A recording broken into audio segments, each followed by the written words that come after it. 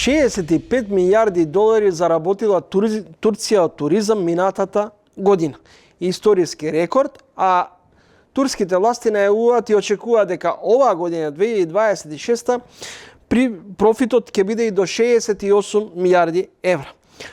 За тоа колку генерираат приходи земјите од регионот, говорат и податоците, дека Хрватска и Црна Гора се лидери во тој дел. Каде е Македонија на туристичката мапа? Знаеме ли доволно да се промовираме, да ги промовираме нашите езера, потоа планините, винскиот туризам и така натаму. Гостин во ово издание на Тренинг е Владко Сулев, експерт за туризам, претседател на Националната асоциација за дојдовен туризам, генерален директор на Balkan Prime Tours. Господин Сулев, најпрво ќе почнам околу националната стратегија за туризам 2027-2032 година. Во Македонија постојано се прават некакви стратегии и тие најчесто, за жал, завршуваат на хартија, а при тоа како да не се спроведуваат на дело. Каде потфрламе во овој дел? Сметам дека конечно сега во тој дел имаме многу подобар пристап. Почнуваме со отворени да кажеме, значи конечно стратегијата и целиот процес е отворени за стопанството. Стопанството е активно вклучено и овој пат нема да имаме стратегија која што некои странци сме ги ангажирали, ја напишале, па потоа треба да ја спроведуваме. Овој пат ќе почнеме оддолу нагоре. Значи, ќе биде слушнат секторот. Доброто е што се ангажирани и домашни експерти, но и странските експерти го познаваат контекстот во кој што ние функционираме.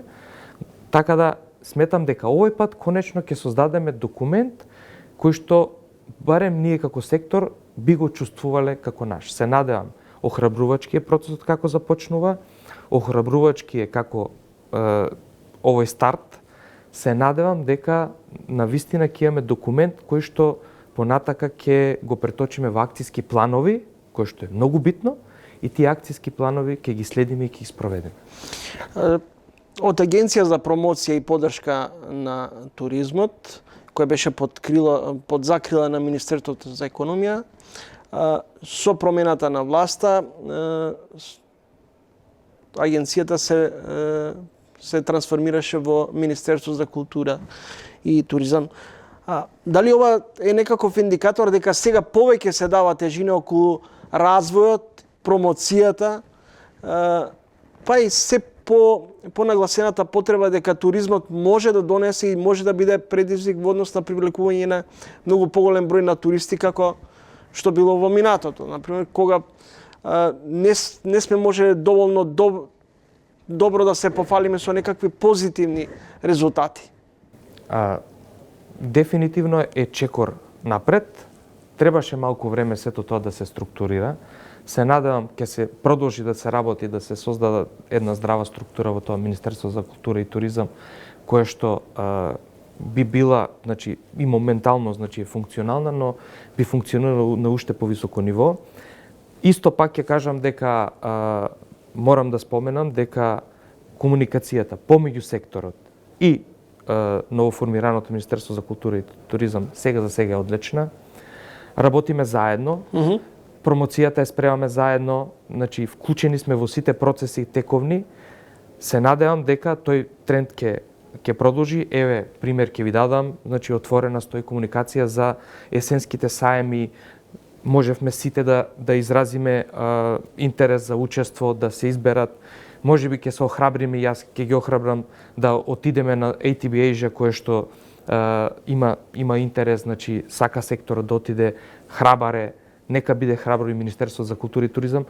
Процесот да се движи комуникацијата, да се врати помеѓу секторот и сега Министерство за култура и туризам моментално е активен и тоа е добар знак дека во иднина би требало да продолжиме на тој начин. Јас искрено туризмот го гледам како економски феномен и не сум да кажеме не сум ни противник за тоа што се префрли во Министерство за култура и туризам. Имаме многу примери во држави, посебно и во соседните држави кај што туризмот е ставен заедно со културата. Да се надеваме дека ова навистина ќе испрати една силна порака, затоа што факт е дека и општеството, еве јас 20 години сум во овој сектор, ја гледам огромната разлика во тоа како секторот беше гледан и доживуван и од општеството пред 20 години како е сега. Туризмот е шансата на Македонија. Значи, тоа се препознава конечно и од политичките структури и од целото општество, така да се надевам малку ќе се поместиме во делот да бидеме поорганизирани, дестинацијскиот менеджмент да го подигнеме на едно повисоко ниво, да бидеме поорганизирани во тој аспект. Тоа е нештото што ние имаме веќе сериозни поединечни производи кои што ги нудиме на туристичкиот пазар. Македонија за среќа ги има сите карактеристики на дестинација која што моментално туристите ја бараат. И ние треба тоа да го искористиме.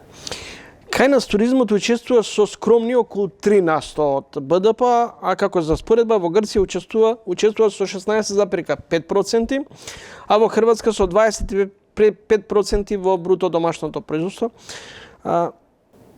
Дали ние во Албанија 27%.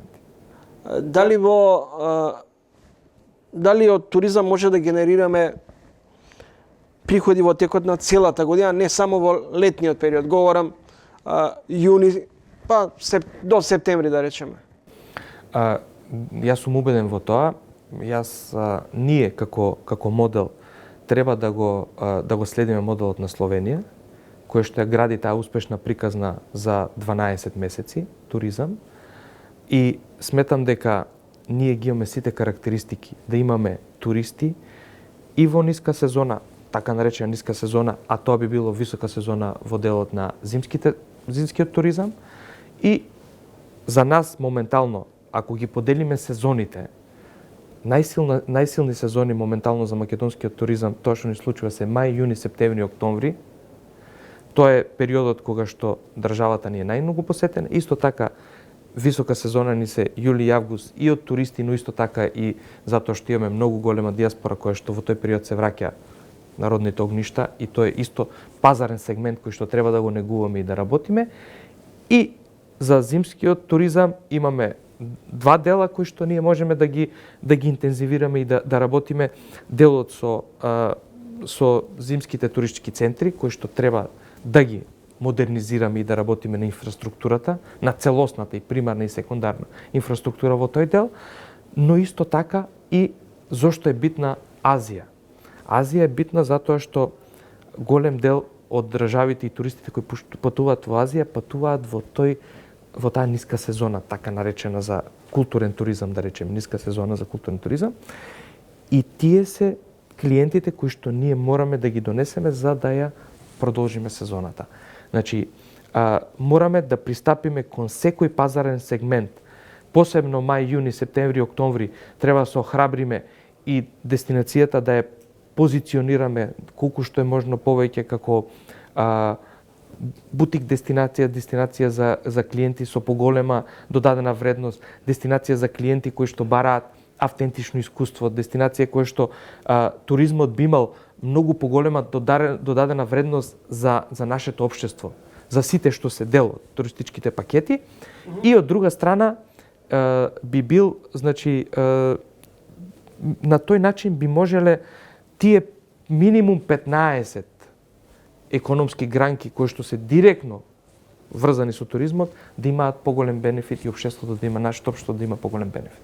Имаме езера, планини, зимски туризам, вински промоции.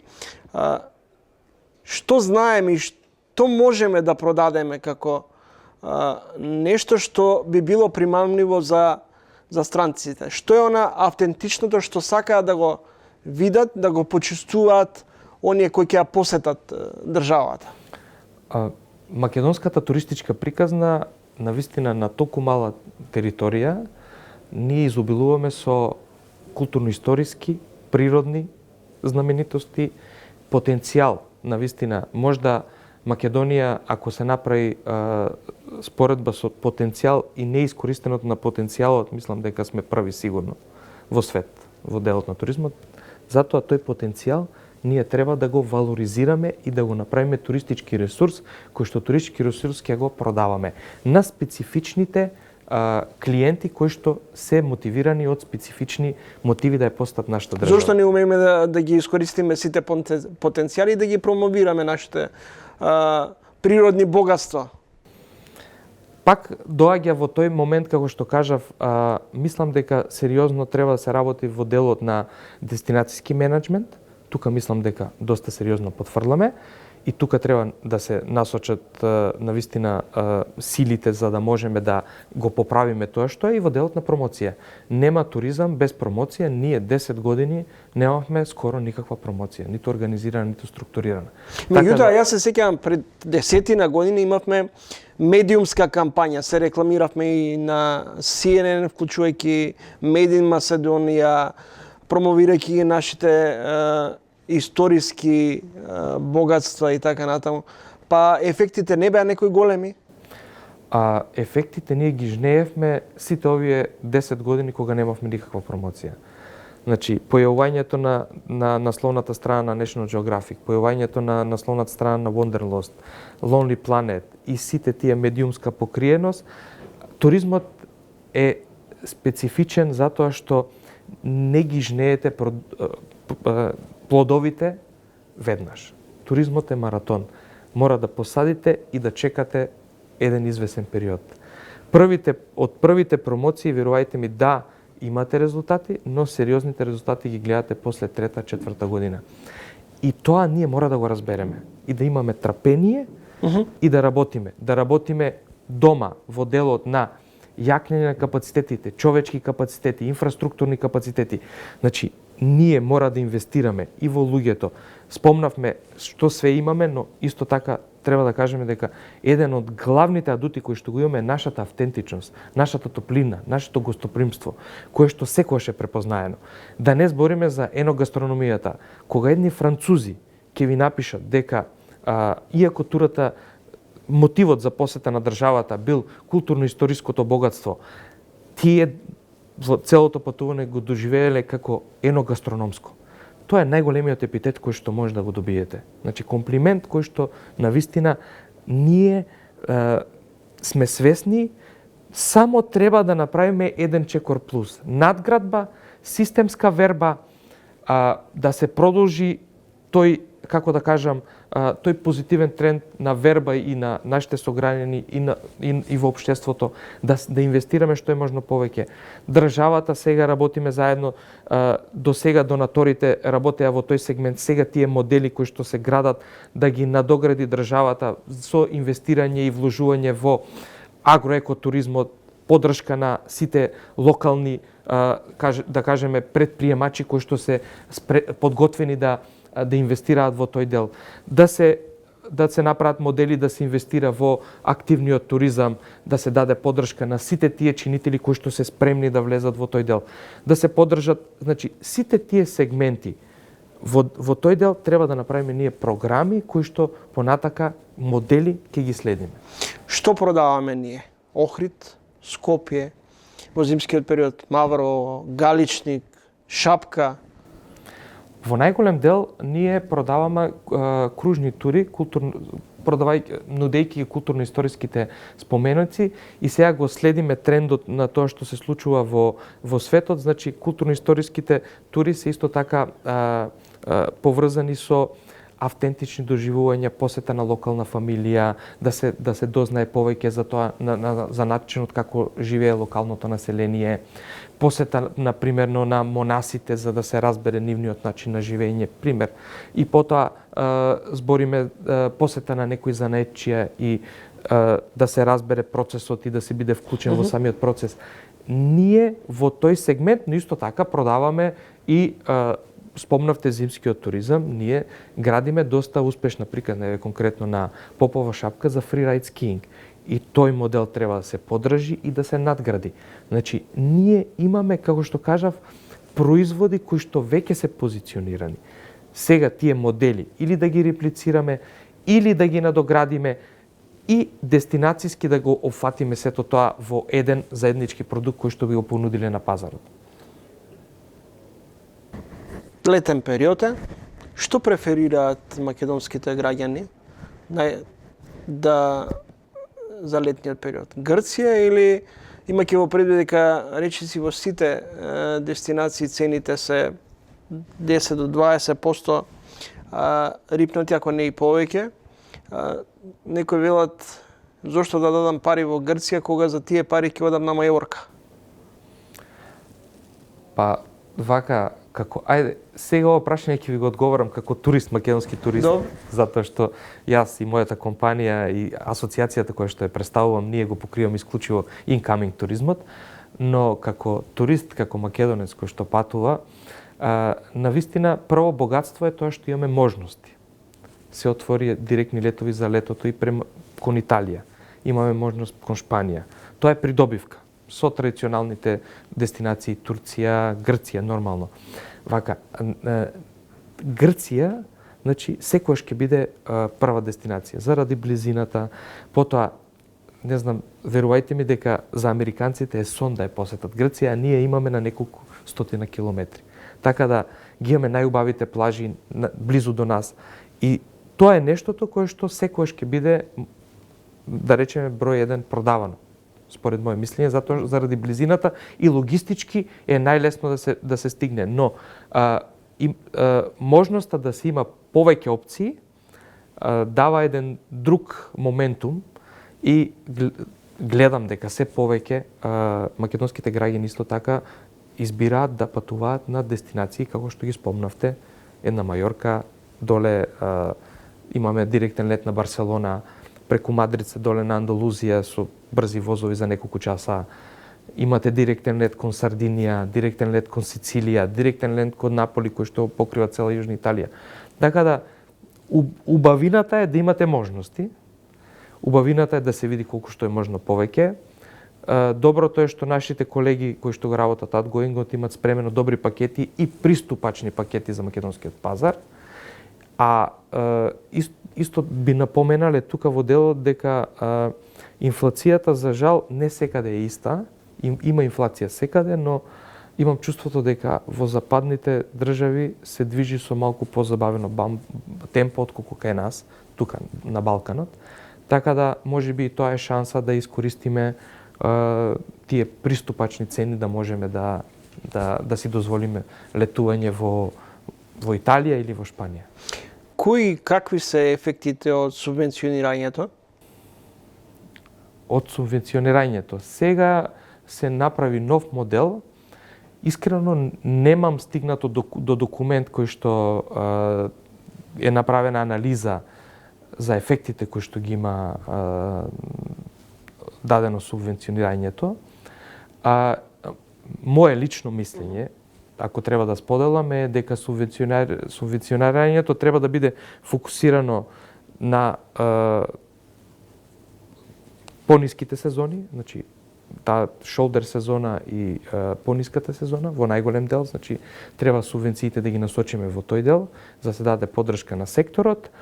Исто така, кога се отвара, ја мислам дека треба да бидат и да се избираат пазари кои што во иницијално 3 до 5 години би се инвестирало да се отворат и понатака не би требало да продолжи субвенционирањето. Тоа е личен мој став. Колкав е годишниот приход во туризмот? Па се движи околу 1 милиарда. Тоа е доволно? Вие сметате дека тоа е задоволителна сума? Не, дефинитивно. Јас сметам дека... Какви ни се потенцијалите во тој дел? Значи, јас сметам дека идеално за Македонија и за македонската економија е туризмот да се движи меѓу 10 и 15% од нашиот GDP.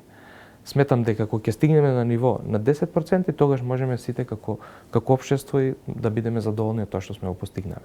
Така да сега моментално сметам дека имаме уште долг пат да го изодиме. Благодарам за разговорот. Благодарам и на вас.